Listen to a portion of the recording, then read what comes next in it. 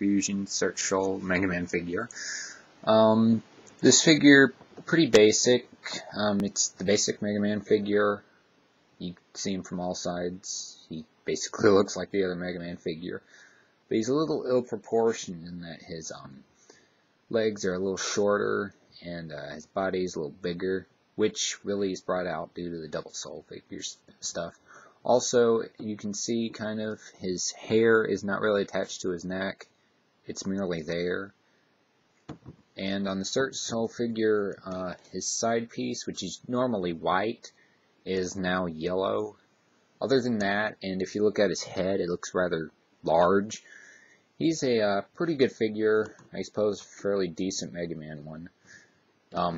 You can rotate basically his ankles, because that's the way the figure was designed for the DoubleSoul part, but it's still kind of fun to do. And now for the DoubleSoul parts. As you can see, this DoubleSoul Search Soul, I have the helmet, the body piece, the legs, the left arm, and the right arm pieces. And now the fun part, attaching them. First, I'm going to prep the figure by ripping its head off, or its helmet.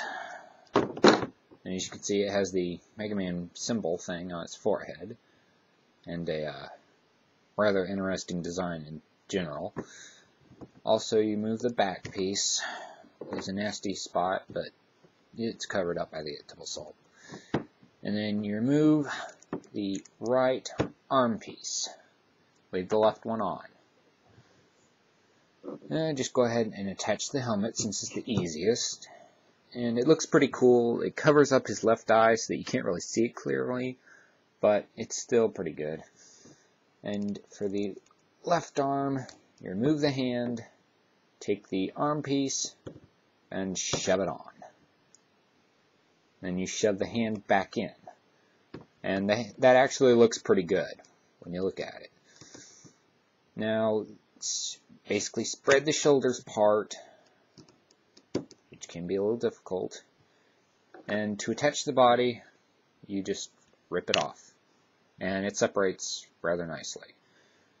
And shove it on. Put the back one on first so you can see what it looks like.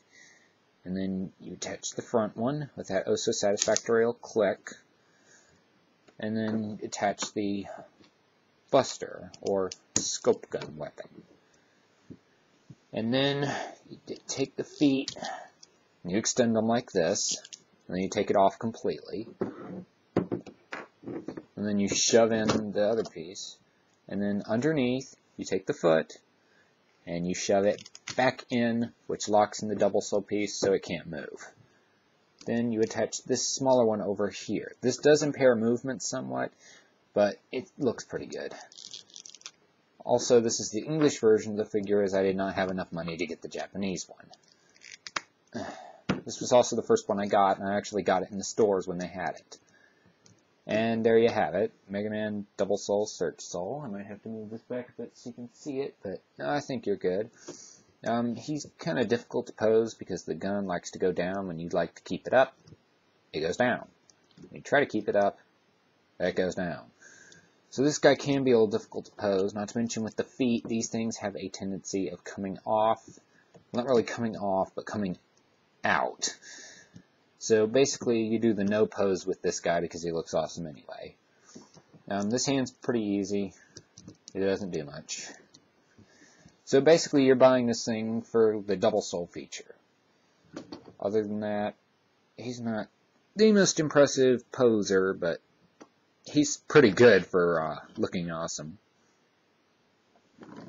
And I give this figure 5 stars out of 5 stars because he's pretty good. He's got good neck articulation, good waist. Suppose he can bend over a bit. It looks kind of weird. But yeah, I'd say this is a pretty good figure. And I'd say it's like a really great one because I like this guy quite a bit. Shoots a missile, which is one of the longest missiles I've ever seen. As long as his gun, basically. And that pretty much is about it.